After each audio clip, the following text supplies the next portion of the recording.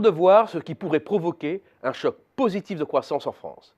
Et nous ne prévoyons pas plus de 1,1% de hausse cette année.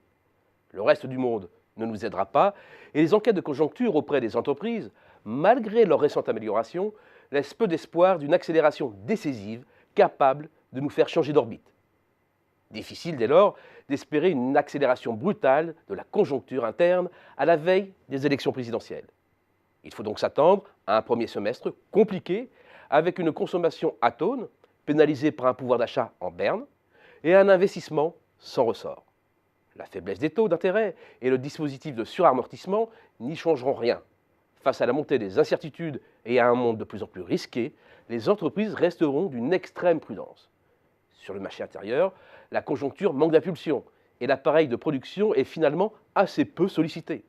En d'autres termes, le parc de machines et d'équipements déjà en place est capable d'absorber une hausse des commandes sans trop de difficultés. À cela s'ajoute la période préélectorale qui rend les entreprises frileuses.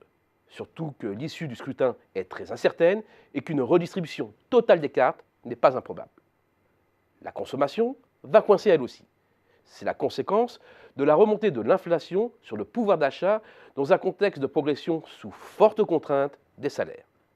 Et les ménages ne bénéficieront pas cette fois-ci du coup de pouce providentiel de la cagnotte pétrolière pour dépenser davantage.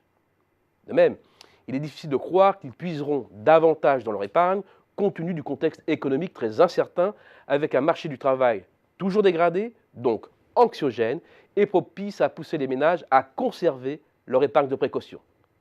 Les Français vont donc progressivement se mettre en mode plus défensif et limiter leurs achats. Côté commerce extérieur, il ne faut pas surestimer la baisse de l'euro. Certes, la baisse de la monnaie unique est favorable aux exportateurs. Elle rend les produits français plus compétitifs. Mais le cœur de notre déficit n'est pas vis-à-vis des pays hors zone euro, mais bien avec les pays de la zone euro, et cela depuis plus de 15 ans. Bien entendu, au sein même de la zone euro, les produits français deviennent plus compétitifs par rapport aux produits américains ou en provenance de la zone dollar, dont les prix augmentent. Mais l'impact reste faible, d'autant plus que l'industrie française s'est atrophiée avec la crise et est devenue de trop petite taille pour totalement profiter d'une baisse du change. De surcroît, sur la partie non substituable des importations, comme le pétrole, la facture va s'alourdir, ponctionnant ainsi une partie du pouvoir d'achat et affaiblissant la demande. Finalement, les gains espérés de la baisse de l'euro sont limités. Seule bonne nouvelle dans cette grisaille, l'investissement construction semble bien reparti, à la fois sur la composante travaux publics, où les marchés conclus flambent avec l'envolée des prises de commandes liées au projet du Grand Paris et au plan de relance autoroutier. Sur un an, la progression des marchés conclus frôle les 15%. Côté investissement logement des ménages, les mises en chantier s'approchent à nouveau doucement de la barre des 400 000 unités.